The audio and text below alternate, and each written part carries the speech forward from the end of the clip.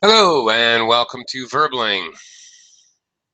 Hi there, I'm teacher Oakley, and today and for the next 3 days at this time slot, we will be continuing our series looking at confusing vocabulary in English here on Verbling.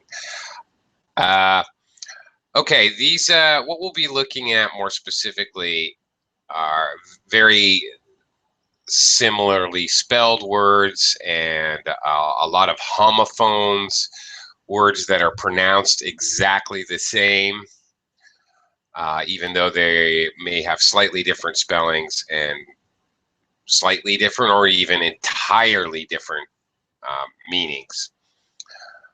Okay, we'll be conducting the class like this. I'll be sharing a worksheet, and we'll be looking at some quotes and doing fill-in-the-blank exercises where you'll be choosing one of the two or occasionally three words that are often confused. And by the way, when I say confusing words, there's quite a few of these vocabulary words I will be presenting that even native speakers often find to be kind of confusing and get mixed up even by native speakers. So come on in and join me. It's pretty straightforward lesson plan, and after all, for the most part, you'll be doing exercises where you'll have a 50-50 chance of being right. Of course, as we continue through doing the exercises together, we'll be discussing the meanings of both words in question, not just the word, which happens to be the correct answer to the fill-in-the-blank exercises. So, all right, please don't be intimidated. Some of these are actually very easy. Some are very different. Some I find challenging, but some are actually quite easy. So come join me and we'll take a look at more confusing English vocabulary.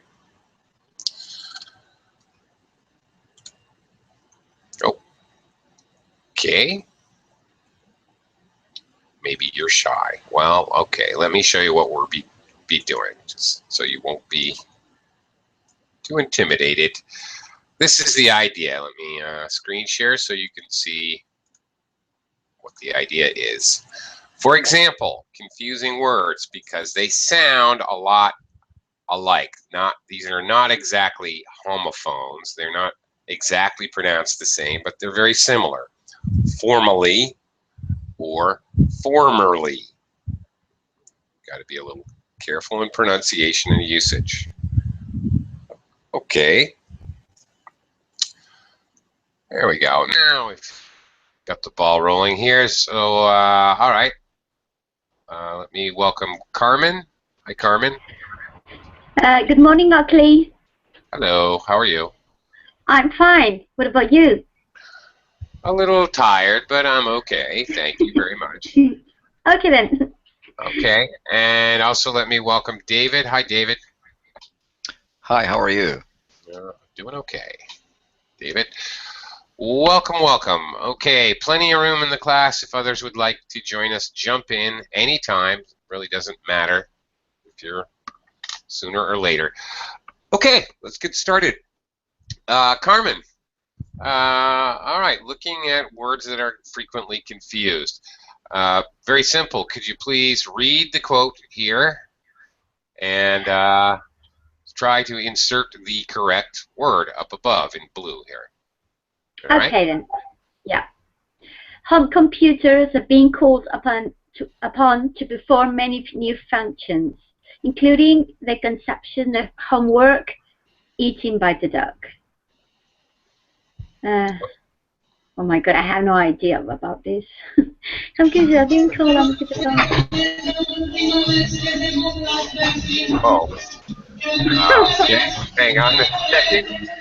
Excuse me, nurse. Hello. Hello? Hello, teacher. How are you? I am fine. How are you? Fine. Okay, welcome to the class. You announced Okay, yourself thank with you. some very loud music there. If you wouldn't mind, could you please mute your microphone? At the very least, while you're not speaking. Okay, Okay, thank you very much. Because we can all hear it, and we can all hear it very loudly. So thank you for muting your microphone. yeah, it's a friend in my room. Sorry. Okay, it's okay. If at all possible, you know, grab yourself a headset so that maybe the microphone doesn't pick up all that sound. But if not possible, it's okay. Just please stay muted until I call on you, or you want to ask a question, or you're going to speak. Okay, Carmen, back to you. Okay, let's see. Okay, languages are being called upon to perform many new functions, including the conception of homework. Okay.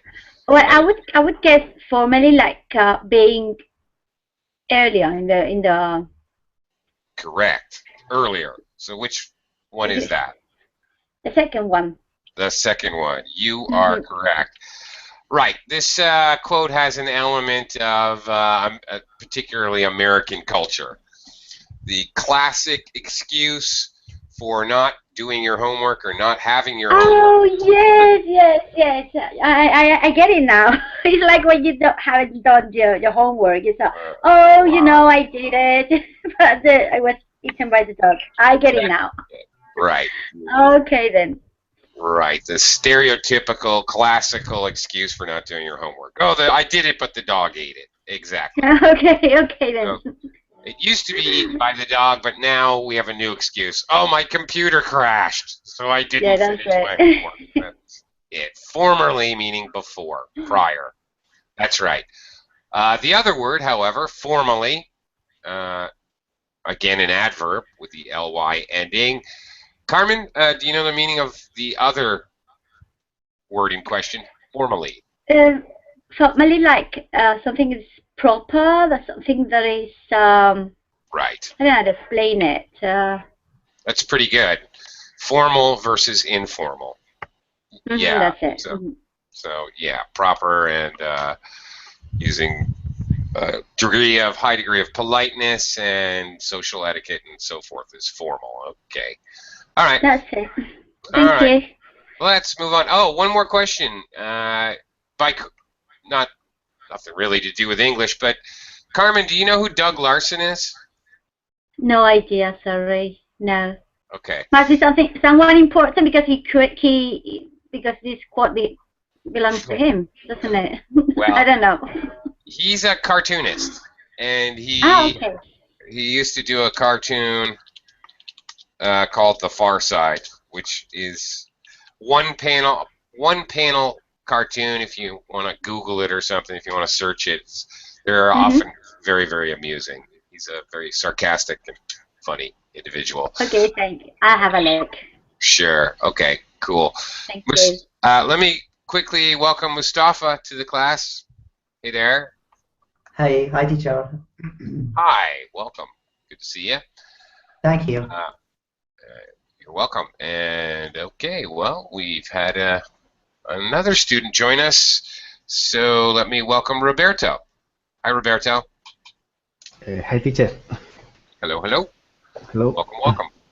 Thank you. Okay, we're going to continue with David. David, next one here.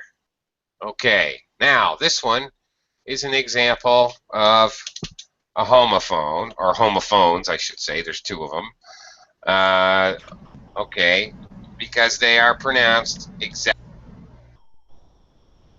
meanings, totally different meanings. All right. David, go ahead and read the quote and Sure. figure out which one. Okay. So let me just. I want to make it bigger. So okay, let's go. It says, reformer is one who sets cheerfully toward sure defeat. Is a form. Okay, a reformer is someone who sets forth. Should be the first one. Okay, good. Yeah. Okay. Very good. What is fourth, the first one? What does that really mean? And it's like a forward, an advance toward something. Exactly. It's actually coming from old English, meaning forward. That's it. We often see it in present-day English co-located with set forth is the most common way to see this. Absolutely. Goes forward, sets forth. Right. I like this quote, too, by the way. A reformer is one who sets forth cheerfully towards sure defeat. Yay. Okay. Very cynical there, I must say. David, of course, fourth, the other word, well, okay. It's the ordinal number 4. Yeah, first, second, third, fourth. That's it. All right, there you go. Very good. Okay. Moving on, Kenneth. Kenneth? Yes, teacher. Do you promise to jump? Hello? Hello. Yes, go ahead. We can hear you. Yes, go ahead and unmute yourself. Do you promise to jump? Give well-group rock steady and the all-time lend of helping hand to your fellow music lovers. Little Mermaid Ariel's beginning is gift, teacher. Well, okay, which one? First, second, or third? First, second. Third. Yeah. Okay. Right. Oh my goodness. Yeah, very noisy where you are, Kenneth. Wow. Okay. Jump, jive, wail, groove, rock steady. These are all words that might be associated. Really? Yeah. Rock and roll and dancing. All right. Okay. These are all words associated with music and dancing. Okay. Wow. My goodness. Okay, what about these other words? Okay. Yeah, go ahead and mute yourself. That is extremely loud. Okay? Kenneth, that's kind of... That's too much. It's like headaching. Okay. All right. Anybody have any idea of the first word, jibe, with a G? Anybody have any idea what the meaning is? Insulting someone? That's very good. Yes, that's correct. The first one with the G-I-B-E is a jibe is, it can be a noun or a verb. To jibe someone or a jibe. It's a particularly cruel insult, kind of an attacking insult on someone. Yeah. I often, however, in a sarcastic or kind of humorous way, but it's a little bit too negative to be considered really as humor. How about the second one, jibe, with a J? Anybody know that one? Okay. No sailors. Oh, no pirates in the class today? Okay. Jibe, the middle one, is a movement of a ship with changing course in a ship by changing the sail. So when the boom swings, well, you probably don't know boom either. Okay. When the boom swings, it shifts the angle of the sail, and the angle of the wind is different, and it changes the direction of the ship.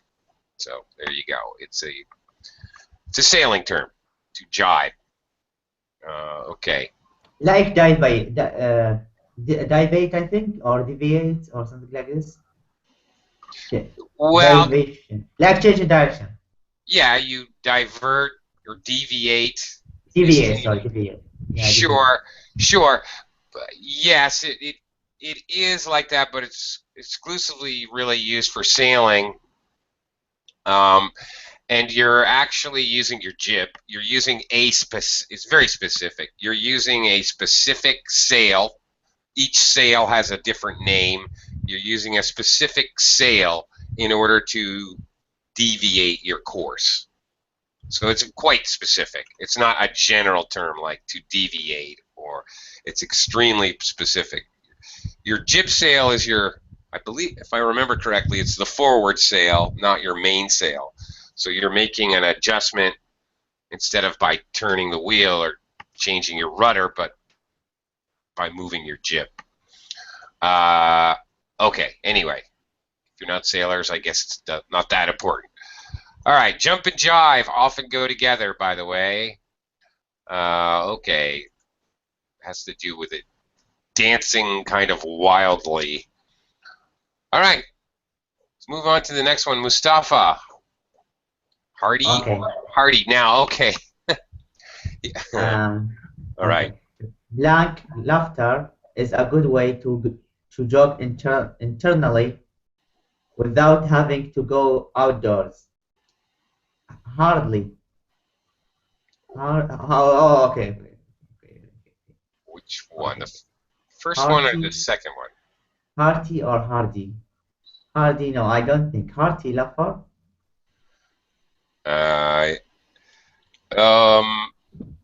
No. Actually, I'm not sure. To tell you the truth, both actually might go. It might be hardy if it was like physical, like something. And I go and rock myself, like moving forward, something like this. You know what's funny is both. Okay, the reason this is here on the list is because really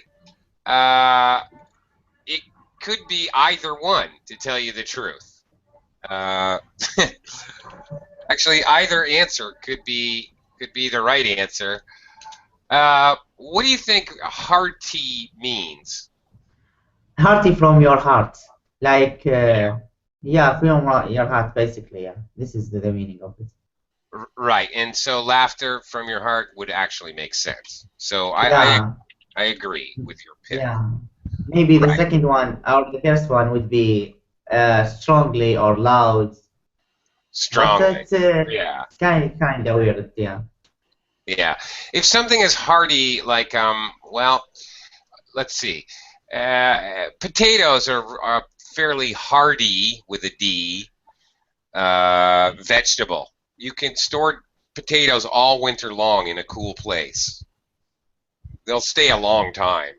Okay, so they're very strong and hardy. Yeah, if somebody's hardy, a person is hardy, they're very healthy and they can endure a lot of cold or a lot of, you know, maybe not eating. They can go without eating. They can deal with bad weather, whatever. They're hardy. They're very strong and able to put up with adverse physical things. Okay, so one is more physical with a D, and one is a lot, of course, much more emotional. The heart in English, of course, being often used as a metaphor as the seat of your emotions. Yeah, so, okay. But the confusing vocabulary, yes, indeed, because native speakers use both of these co-located with laughter, and they don't know really which one they should be using. I agree with Mustafa's logic. Really, it's supposed to be hearty with a heart, with a T. The other element of confusion here has to do with the American accent. Okay, so for a British person, this would be hardy and hearty. Hearty. Pronouncing the T sound, but this T sound for an American would also sound exactly the same. For American accent, a T which is surrounded Usually it's a T surrounded on either side by a vowel sound, but occasionally with an RT surrounded by vowel sounds, we do the same thing. It is pronounced as a fast D or a flapped D. So for an American, in other words, these two words would actually sound exactly the same, pronunciation-wise. So that also adds to the confusion. Yeah, okay. All right. All right, let me quickly welcome Gina to the class. Hello, Gina. Good to see you again. Hi there. Thank you. Welcome, welcome. Okay, I'm gonna go over to Roberto here for our next one. Homed or honed? Okay, last year, scientists engineered E. coli bacteria so that instead of swimming toward food, they blank in on substance released by dangerous pathogens. Pathogens. Pathogens. Yeah, pathogens are, well, dangerous chemicals, pretty much. Okay, so which one do you think, Roberto? The first one? Maybe the first, home. Yes, I would agree. Homed. Homed in on. And in fact, this whole collocated phrase, home in on, here, past tense, but home in on is definitely a pretty standard English-speaking phrase. What's the idea to home in on something? Can you give me an example to illustrate? Something clearer than the example I'm sharing here. For example, well, think about modern warfare and modern technology in regards to missiles. Roberto. Smart missiles. Okay. This is what smart missiles do. Yes, the missiles, I think, is a weapon. Yes, they will. You can control the missile from your computer. Right, but even more so, the missile, you can launch the missile and smash your computer, and the missile itself has a computer inside of it which will home in on the target. It will, heat-seeking missiles will home in on the nearest high heat source. All right? So if they're going a little left, the computer will guide them right. They're going a little up, the computer will guide them down. So it means like self-guided to a specific target, home in on. Okay. Okay, you can use it more abstractly. The police homed in on the criminals. Okay, they got closer and closer and closer to them, like that. Often used for things like missiles and radar and such. Okay. So this verb is really, I've never heard it used without in on, frankly. He homed in. I've never heard, I can't even imagine a usage without in on. Okay, it basically has to be used as with the particles, so it has to be used as a phrasal verb. Okay, Roberto, how about honed? What do you hone? I don't know. This word had to do with honor. Good guess. No. Nice I don't try. know. Okay, that was a very good guess. Nice try. You hone physically. You hone a knife. You sharpen a knife. You hone a knife, an axe. All right. It means to sharpen. But more abstractly, you can hone your English skills, Roberto. Also, yeah. Also sharpen your English skills. Same thing. But we often use hone in this more abstract meaning. Hone your skills. practice in order to hone your skills. It's very common. Okay. Okay. All right. Good job. Okay, let me quickly welcome Nader to the class. Hello, Nader. Welcome, welcome, welcome. Hello, hello, hello. How are you today? Hello. You're welcome, and thank you. I'll be coming back to you in just a moment. First of all, let me talk to Gina. Another one with a T, with a flap D sound for Americans. Hurtling or hurtling? Sorry, I'm an American. I have to pronounce it that way. Can't help myself. Yeah. The Go ahead. ground beneath our feet is spinning at 1,000 miles an hour. The entire planet is, I don't know, hurtling around the sun at 77,000 miles an hour, and I can feel it. Okay, well, 67,000. Yes. Yeah, right. Okay. All right. Okay. So, no idea which No. hurdle. Okay. The first one is an Olympic sport, Gina. It's the sport where they run. It's a running race where the competitors run and they jump over barriers. Okay. Do you know that? Have you seen that before? Yes. Yeah. Okay. They're running the hurdles. They're hurdling the hurdles. That's the verb when they're jumping over the hurdles. A hurdle is like a barrier. Right. So hurdling is jumping over barriers, and it can be used very physically, like in the Olympics, or more abstractly. If you're jumping over more abstract barriers, okay, I spent 6 months hurdling the government permit process in order to build the apartment building. Okay, jumping over all the barriers in the permit process. It can be used that way. As opposed to hurdle, the verb hurdle, which is throw. You hurdle something, you throw it very, very hard and fast. A baseball pitcher hurdles his fastball. Okay, so which one do you think now? The second. Yeah, right. There's no jumping involved, just going really, really fast.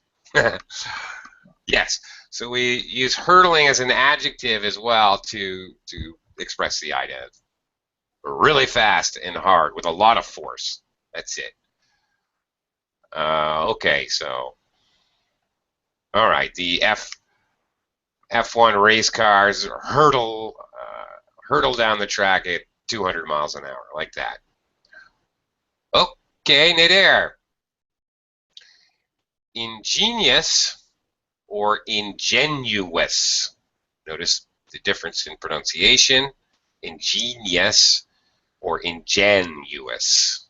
Very similar, but they are not pronounced exactly the same. Okay. All right. So, in our quote here, Salvatore was now a great big husky fellow, tall and broad, but still with that smile and those trusting, kindly eyes that he had as a boy. Probably the second one. And, okay, do you know why? I agree. Actually, in this case, they're both adjectives to describe the noun smile, because it's not the first one. Okay, process of elimination. I don't know, frankly, it's possible for me that either of these adjectives could be used. An ingenious smile, all right, seems a little weird. It definitely is strange physically. It doesn't work at all. But maybe if you're thinking of it abstractly, like he's a genius, like a really intelligent smile, it almost works. But the second one, ingenuous. Any idea what that means? Nader or anybody else? Ingenuous? The Nope, second no one? idea. The second Yeah. one? Yeah, do you know someone is, yeah, someone is naive, no? it? A little bit naive. Like, yeah. Okay. It's very confusing, and two other confusing words that I get confused is ingenuous and disingenuous. Okay. Disingenuous means somebody who's lying, who's taunting you, who's tricking you, who's fooling you. He's a very disingenuous man. He tries to trick people.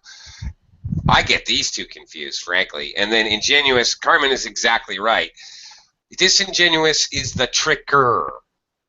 Ingenuous is the tricky, the person who's easily tricked and very innocent.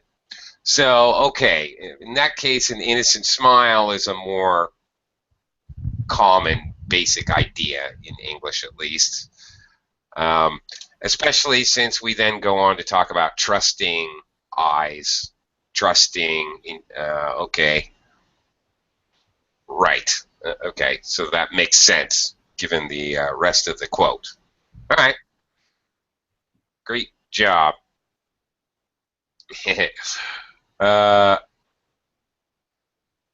Yeah, I agree. Ingenuous is the better, much better, much better. An innocent smile is much better than an intelligent smile. Intelligent smile is a little hard to figure out what that means.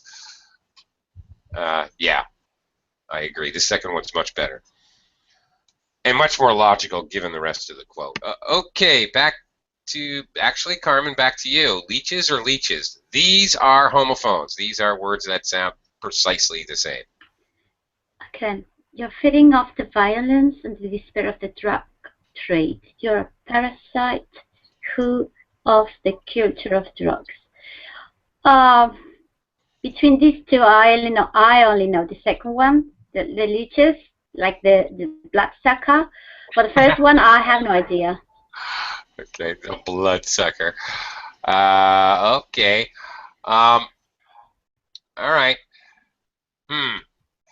I think, now this is also an easily confused one, honestly. Well, you said the bloodsuckers, so you know what they are, right? They're little invertebrates, often black. It's really disgusting.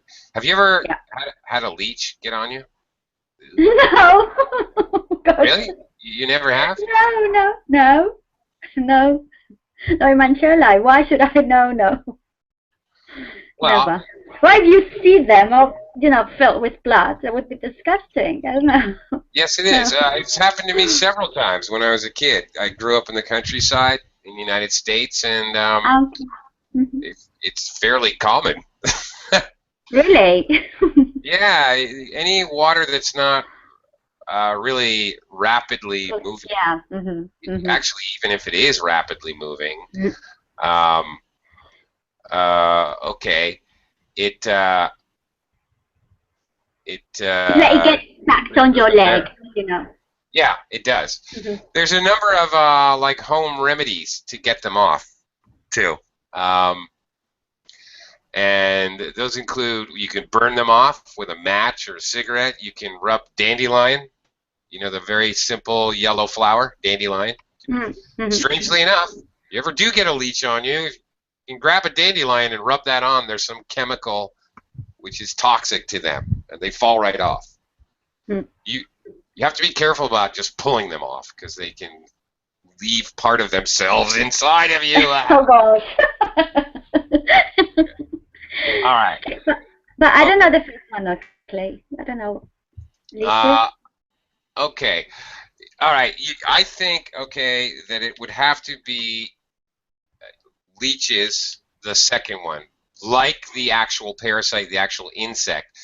They're, okay, to leech off somebody is to act like a parasite. Okay. Okay. So the second one would be the noun, and the first one would be the verb. No. The second one can be a noun. To leech can be a noun or a verb. Ah, okay then. Okay. The first one. The first one, I don't know, in many countries in the United States, for your sewer, for what you're getting rid of in your bathroom, it goes down the pipes and into the ground, and in many cases you have what's called a leach field. What happens is they actually dig it up so it's not all clay or sand or whatever, but they make sure that there's rough gravel and then sand, or I'm not sure exactly the process. The idea being so that your liquid waste can slowly leach out into the water table. It's like to drain it. Drain it and strain it and strain it. Okay. Like you're straining out the bad parts and you're trying to end up with pure water or close enough. Okay, get it. So drain and strain both together. That's it. Yes, exactly. Okay then. Thank you. Okay, you're welcome. Okay. Okay. Nidair, to get back to him, is asking if there's a difference between genius and ingenious.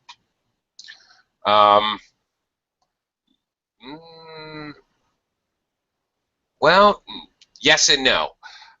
Both can be used to describe an individual, actually, but you would generally use ingenious to describe an idea. It's a genius. A genius is always a person. Ingenious could be an idea or something else, but both could describe a person. Okay. Genius is also a noun. That's another difference. Ingenious is not a noun. It's always an adjective. Genius could be, well, there you go. Genius is always a noun. An ingenious idea. Right. He is a genius. He has ingenious ideas. Well, there you go. There's the difference. Noun and adjective. Silly me. Okay. Moving on. Well, all right. So it's pretty straightforward. David, lead or lead? Another homophone, set of homophones.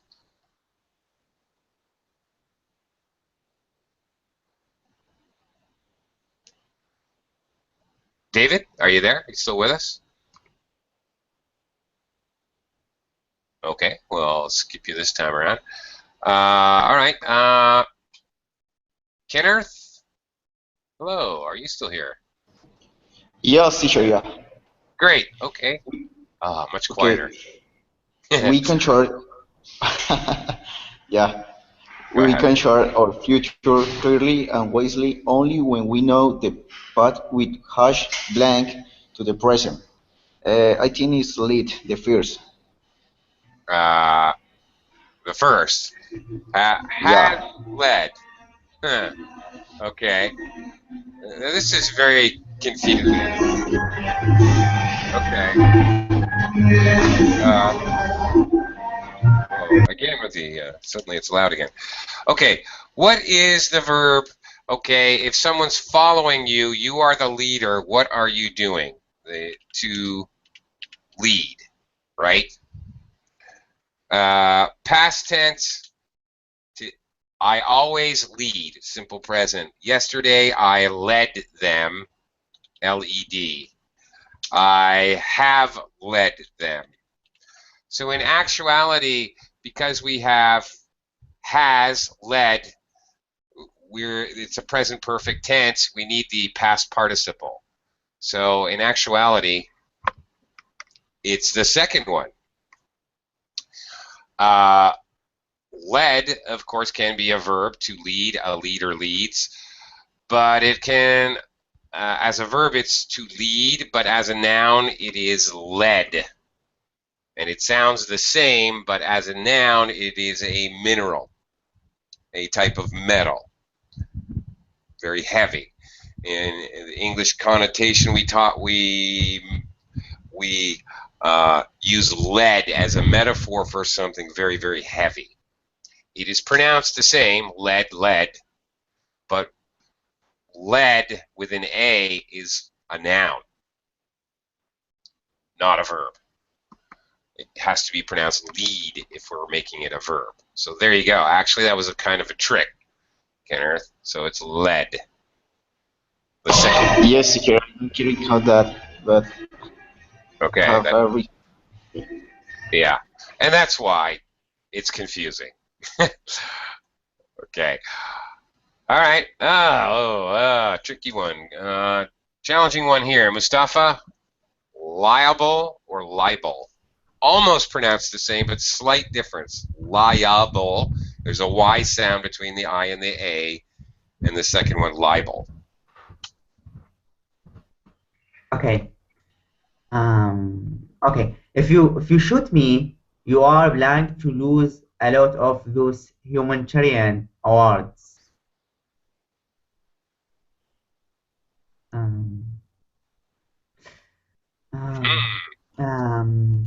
What do you think? Maybe if you are liable, maybe the second one. Yeah, no. I don't know either of them, you know. Okay. All right. Well, you should know this. This is actually, you're absolutely correct. English language learners never seem to know this, but English native speakers actually use this quite a lot in the right circumstance. Liable. Okay, you're liable to if you stand too close to the edge of the building on a windy day, you're liable to fall off. It also means likely. Oh, okay. How about the second one? Likely or vulnerable, yeah, all right. And you're right, it has a libel, the second one refers to slander and libel. Now, okay, oh shoot. I should have looked this up before class. I always forget which. One is spoken and one is written. Libel, slander. And, frankly, here we go. Speaking of words that I get confused, even native speakers get confused. I get libel and slander confused. I can't ever remember which one is which. Published. All right, libel is published. Right. Libel, publish. Okay, got to remember that. Like ruin maybe the reputation of someone? Yes. If I call you a thief and I tell everyone here in the verbaling class that you're a thief, that's slander. If I write it down in the verbaling chat box, that's libel. There you go.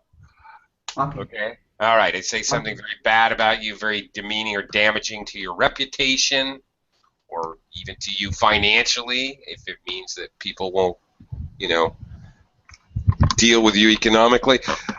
Okay, that's libel and slander. Two words that I get confused. Okay.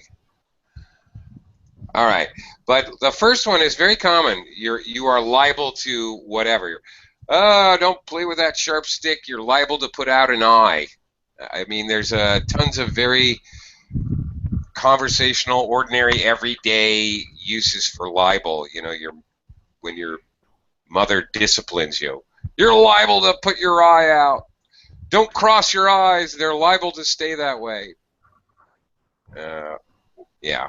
Okay. Here's one that language learners kind of mess up a lot, actually. Roberto. Well, okay. Yes. All right. Yes. What's this one? First of all, can you pronounce these two words? Loose, loose. Loose with an S sound and an oo. Loose is the first one. All right. The second one is lose with a Z sound. Lose. Okay. Very frequently I hear language learners pronounce these exactly the same, and they are not homophones. Okay, give it a try. The best way to find yourself is uh,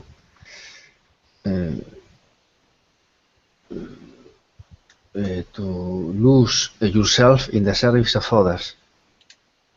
Second one, right? No, I pronounced the first one. Okay, it's alright. Oh, okay. Yeah. Okay. Lose. Okay. Lose, the second one, to lose yourself in the service of others. Okay. All right, to completely forget about yourself and only help others is the idea here. Gandhi is expressing. Look, the second one, lose, has, okay, you can't find your sunglasses, you lose them. Something you can't find, you lose. The first one is mostly used as an adjective, like loose clothing. Clothing that is not tight. The opposite of tight is loose. Okay. Or can be used to mean something that's supposed to be captive. The prisoners are loose. Okay, they're not tightly held captive. They're loose. They're out and about. So it also has that meaning. You can use loose as a verb. I don't know. Roberto, do you ever watch The Simpsons? Sorry, can you repeat the final question? Sure. Do you ever watch the American cartoon show The Simpsons? Yes, I usually do. I usually Okay. watch it. All right. So you know the Homer's boss, the evil old man that owns the nuclear power Yes, I plant. don't remember his name. Yes, Mr. Burns. Mr. Burns. Mr. Burns is always saying, "Smithers, loose the hounds." If you remember that, he says, "Loose the hounds," as in release the hounds. Yeah. Next time you happen to catch The Simpsons, you can hear Mr. Burns.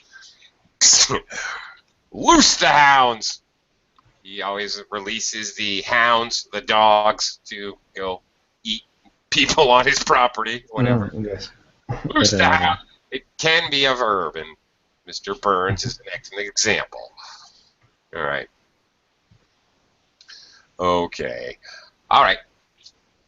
Next one. Gina, minor or minor? Now, these two are homophones. They sound exactly alike. Minor or minor? Parents are conditioned to put up with a few minor accidents when they leave their children home alone. A broken vase, spilt milk on the rug. Okay. Which one? First or second? Minor, the second. Excellent. Very good. Minor as opposed to major. A major problem, a big problem, a minor problem, small problem. Okay. Very good. How about the first one, Gina? What's The miner is a worker who is someone who works in a mine. perfect? You got it. Okay. Which one, Gina, is referring to somebody under the age of 18? Well, in many countries, 18. Minor, the second. The second one. Very good. Excellent. Someone who is not yet of legal adult age. The second one is also a minor. Very good. Perfect, Gina. Okay. Next one, Nader. Official or officious? Okay. Tough one. All right. Julia Child once grabbed a peppermill from the hands of an blank waiter before he had a chance to spoil her carefully ordered dish. Which one do you think? The second one. Why? I would agree, but but why?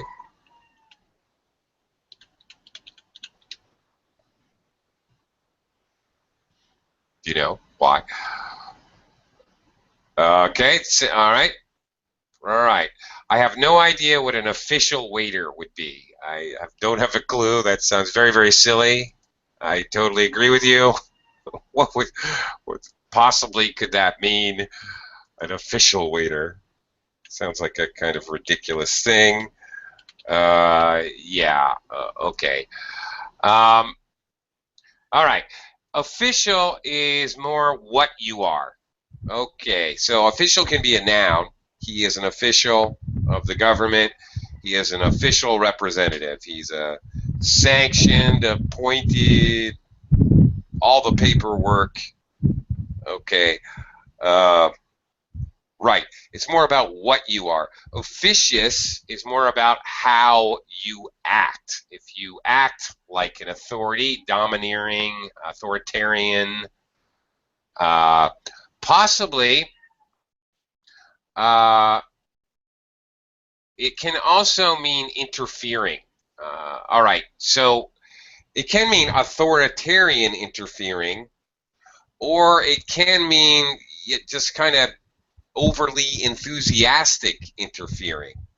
Yeah, close to nosy. All right, close. But usually nosy is about finding out information, and officious is about, well, it could be finding information, but it could also, like in this case, in the example, about actions. He's going to add spices. He's going to take the action of adding spices to her dish because he's excited to help out, is the idea here. Or possibly because he thinks, well, he just authoritatively thinks that's what he should do. Oh, okay. Next one, Carmen. Ooh, tough one. Palette, palette, palette. Palette, palette, palette, palette, palette. Palette, palette, palette. These are three homophones. They all sound exactly the same. Palette, I get it. All right, give it a try. I know the first one, second one, but I don't know the third one. The palette, the first one is like the roof of the mouth. Perfect. Right? Correct. The second, yeah, it's just the box of colors from an artist. But the third one, Yep. I don't have any idea. Okay. So let's gonna have a look. Let's just, gentlemen, I have here just about the hand, just done just a little bit full of gastronomical surprises that ever tempted the jaded, fastidious food fancier. Okay, so it's got something to do with the roof of the mouth. Got something to do with that. Yeah. So must be the first one then. Yeah, must be. Yeah, okay. Not only the roof of the mouth, physically, noun, an actual thing you can point to and touch inside your mouth, part of your mouth. Yeah, it's like having the flavor for something. Having. That's it. Yeah. Okay. Right. Okay. His palate is not attuned to finer scotches. Okay. That's it. Mm-hmm. Right. So he doesn't understand the subtlety of flavor in That's it. Scotch whiskey. That's it. So you can have a jaded palate, a talented palate, okay, right. So definitely it's going to be the first one here. Palette again is it's where the paint is, right? Mm-hmm. Right. So the different colors of paint are on the palette, Mm-hmm. so the painter can easily access them. Okay, right. And the last one, which you didn't know, a palette, also palette, is a sort of primitive bedding. Maybe, just a cloth sack filled with straw. All right? Oh. Like a more primitive bedding kind of situation. Or it can also be, actually, I almost forgot. I nearly forgot. In manufacturing, generally, when they ship things, they ship cases and cases and cases. And they frequently put those cases and cases and cases on a wooden pallet. That's the same word in Spanish. We've got the same word too here. Okay. Well, there you So go. I should know, but So but it's not written like that anyway. Okay. Okay, So get it. it's so the forklift can easily lift them up. It can stick those metal Yeah. prongs under. Yeah, right. Yeah, with a crane and that you just lift right. them up. That's That's it. Okay, get it now. Right. That's why they need to use a pallet. So a pallet, the bed is very similar. It's a crudely constructed bed. You know, a pallet, if you've ever seen them, a wooden pallet for shipping is really crudely just whacked together. It's a very crude thing. Yeah. Yeah. Okay. But you don't see a lot of quotes from Daffy Duck. You didn't really read that correctly, Carmen. I don't know how to do it. Gastronomical surprises. Ever tempted the jaded palate of the fastidious foods fancier. Really. Gotta work on your Daffy Duck. I hate that rabbit. Okay, next one. They're gone. Mustafa, back to you. Peak, or peak. Another triple banger homophone. Peak, or peak. Okay, the man who unified China in the 3rd century BC. I don't know. I forgot what's BC. Before. I don't know. Okay, conquered 6 other feudal states to do it. Built the first version of the Great Wall, and in a fit of blank may have buried hundreds of scholars alive. Okay. What the heck on earth is this? Okay, just a second.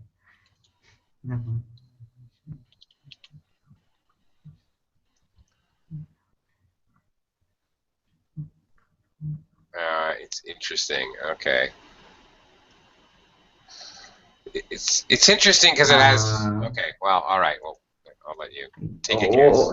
Give me a hint. Well, okay. Looking at you probably know the first two, don't you? Or do you? Peak. I know peak, and I know the First second one. one. Like the second one, when you look like from and you hiding. You are hiding, but you are looking, and you are looking for someone maybe. Okay. Right. The second one has to do with the idea of seeing. So you look when you're supposed to be hiding, or you're supposed to be hiding your eyes. Don't peek. It's a surprise. Okay. The first one, peak, like a mountaintop, or the top, the apex, is the peak, the highest point. Right. So it must be by process of elimination. None of those fit at all, do they? So it must be peak. Must be. It must be peak, but with different spelling. Must be peak, but it must be the last one. The first two don't make any sense at all in the context. I mean, not even slightly. Okay, this is a very interesting word in a fit of peak. It's a very interesting word because it has kind of different meanings. It is a noun. Well, here it's a noun. A feeling of irritation or resentment because of a slight insult or a slight insult to somebody's pride. Okay, and often you will see it exactly this way, in a fit of pique. Okay, somebody hurt your feelings over something very small, so you do something drastically out of proportion. Is usually when we use this word. When your reaction, your angry, maybe even violent or angry reaction is not in any way, it's all out of proportion with what somebody did. So, you say, a small child says, the emperor's hair looks funny, and the emperor has him burned alive. Like that. Okay. Okay. For example. Okay, but it can also, interestingly, be a kind of positive word as a verb. As a verb, it can mean to feel irritated or resentful or annoyed or bothered. Okay, very negative, obviously. But interestingly, it has a second meaning as a verb to mean that you're stimulated or aroused or excited. Oh, you've piqued my interest is a very common phrase. Oh, you've really piqued my interest. I'm very interested in that, which is a very positive thing. Very positive thing to say. It's an interesting, strange word because it has an extremely positive and an extremely negative meaning at the same time. Almost teacher, opposites. It's a weird word. You pique our interest in this vocabulary confusion. Did I? Okay. Well, unfortunately, I will have piqued your interest. I'm at the peak of the class. So I've got to sally forth. I've got to go. I'm already late for the next class. Thank you, everyone. Thank you very much. We'll see you next time. Thank you so much. Have a nice